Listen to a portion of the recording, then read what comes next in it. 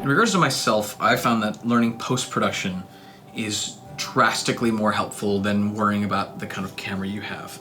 It's much more powerful to have good imagery in regards to your framing and your storyline than it is some piece of technology.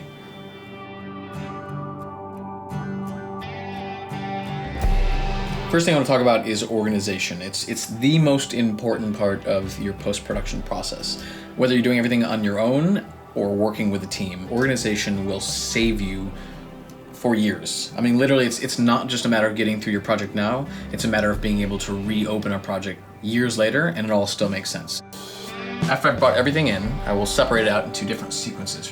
Landed tricks, B-roll, trick B-roll, shots of the skater coming up to the objects, going away from the object where we skated. In this situation, I've got it broken down into several locations. Since this piece is very specific to each location, most of my videos is one location, I can mix around a bit, but this video, each location has its own organization.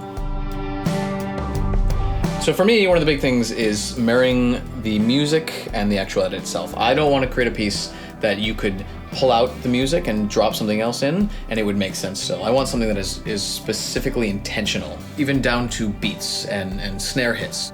A trick that I learned early on in editing, assigning a keyboard shortcut essentially to create a marker, which you can use, but people know about that, but to use it for music's sake. So you can listen to the track and essentially tap on the key along with the beat. So this way you have a visual representation of how to lay out your scene.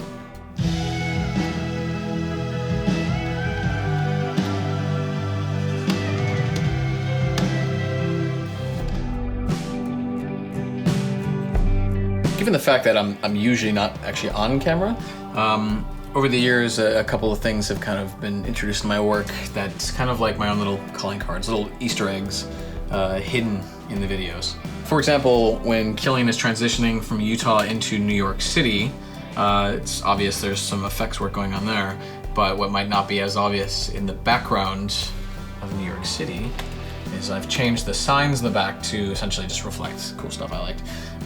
My nickname since 7th grade, which is also the name of my YouTube channel and a lot of people know me from, is Bragic.